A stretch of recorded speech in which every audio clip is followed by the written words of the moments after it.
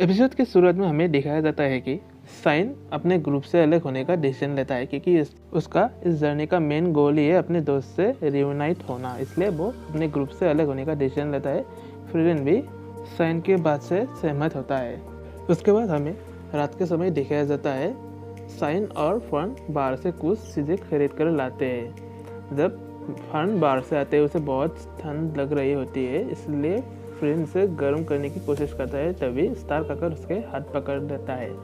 तभी स्टार्क कहता है कि तुम्हारे हाथ तो बहुत ही ठंडा है। उसी वक्त ही फन स्टार्क के गाल पर अपने हाथ रख देता है। स्टार्क एकदम ही शौक जाता है।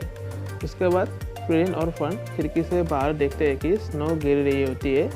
फन कहती है कि हमें शायद विंटर गुजरने तक यहीं पे रुकना चाहिए। फ्रेंड कहती है कि चिंता मत करो, कल तक ये शांत हो जाएगा। पर अगले दिन ही बर्फीला तूफान दे रहा होता है, इसलिए इस केबिन का मालिक इन लोगों को कहता है कि तुम्हें शायद तूफान ख़त्म होने तक यहीं पे रुकना चाहिए। इसलिए फ्रीडन और साइन यहीं पर ही रहने का फैसला ले लेता है कुछ समय तक।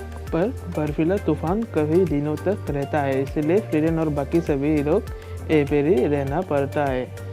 उसी वक्त ही एक दिन अचानक फर्न और स्टार्क के बीच झगड़ा हो जाता है क्योंकि स्टार्क अचानक से ही फर्न के गाल पर अपना हाथ रख देता है क्योंकि उसने सोचा था कि उसके गाल में भी फर्न ने हाथ रखा था तो फिर वो भी रख सकता है, इससे कुछ नहीं होगा। पर फर्न एकदम ही नाराज़ हो जाता है और उससे बात नहीं कर रहा होता।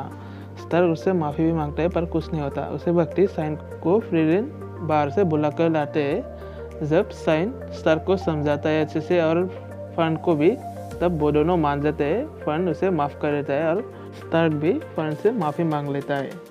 इसी तरह ही कई दिन गुजर जाते हैं और बर्फीला तूफान ख़त्म होता है और वो लोग अलग होने का डिसाइड कर लेता है।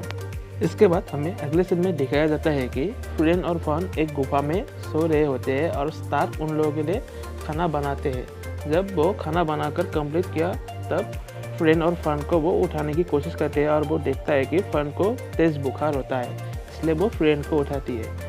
फ्रेंड उसके बुखार को देखकर अपने बॉक्स में कुछ ढूंढने की कोशिश करता है और उसको एक नोटबुक मिलती है और वो स्टार्क को कहती है कि ये साइन ने उन लोगों के लिए मेडिसिनल हर्ब के बारे में लिखकर छोड़कर गया है और मैं अपने जादू से फन की बीमारी पता लगाकर ये बता सकता हूँ कि कौन से हर्ब हमें यूज़ करना चाहिए।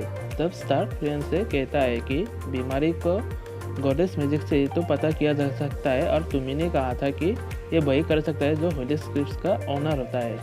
तब फ्रेंड कहती है कि मेरे पास भी एक होली बुक है, पर अब मैंने प्रिस्ट बनना छोड़ दिया, पर फिर भी मैं सिंपल बीमारी के बारे में पता लगा ही सकता हूँ, पर हाँ कॉम्प्लेक्स बीमारी के बारे में मैं पता नहीं कर सकता। तब वो फर्न की बीमारी ढूंढने की कोशिश करती है और वो कहती है कि इसको कोल्ड हुआ है और इसके बाद वो किताब में देखने की कोशिश करता है कि इसके लिए कौन से हर्ब्स चाहिए और वो कहती है कि मैंने यहाँ पे पहले भी हीमेल के साथ हर्ब्स कलेक्ट किया है। तब स्टार्क कहता है कि हमें सबसे पहले जहाँ पे ठंड ना लगे ऐसी जगह ढूंढना चाहिए। कुछ दूर बाद ही उन लोगों को एक घर मिल जाता है और उस घर में एक औरत रहती है। वो औरत इन लोगों को घर में आने की इजाज़त दे देती है। तब स्टार्क कहता है कि आपका बहुत बहुत शुक्रिया और इतनी दूर आप अकेले कैसे रह रही हो। फ्रीड कहती है कि यहाँ पे पहले एक पूरा विलेज रहता था। तभी औरत कहती है कि हाँ ये बहुत सालों पहले की बात है। और उसके बाद फ्रीडन पूछती है कि यहाँ पे आसपास कोई चेरी ब्लॉसम ट्री है। औरत कहती है कि दूर नॉर्थ में एक है, पर वहाँ पे जाना बहुत मुश्किल है। ये कहकर वो चले जाती है। इसके बाद स्टार्क फ्रेंड से कहता है कि आप जब से आए हैं तब से फन के हाथ पकड़ कर बैठी है। फ्रेंड कहती है कि मैं ये हमेशा से ही करती आ रही हूँ जब से ये छोटी है, क्योंकि जब मैं इसके हाथ ऐसे पकड़ती हूँ तब वो सुकून महसूस करती है। पर तभी फन अपने हाथ फ्रेंड से खींच लेती है और कहती है कि आप मुझे एम्ब्रेस कर रही हो और मुझे एक छोटी बच्ची की तरह ट्रीट कर रही हो। तब फ्रेंड कहती है कि शायद तुम ठीक कर रही हो।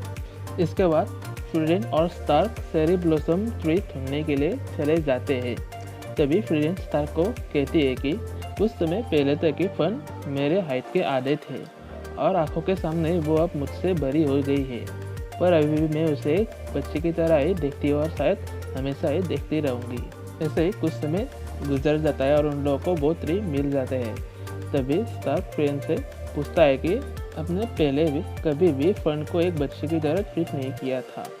तब फ्रेंड कहती है कि मुझे लगा कि फन को पेन हो रहा है और उसका हाथ पकड़ने से उसे थोड़ा सा रिलीफ मिल सकता है और मुझे इससे ज़्यादा कुछ नहीं पता और ऐसे वक्त में मुझे बस यही करना सही लगा। तभी स्टार्क कहता है कि मेरे मास्टर ने भी कहा था कि इंसानों को इमोशनल सपोर्ट चाहिए और ऐसे सपोर्ट को कोई भी नापसंद नहीं करता।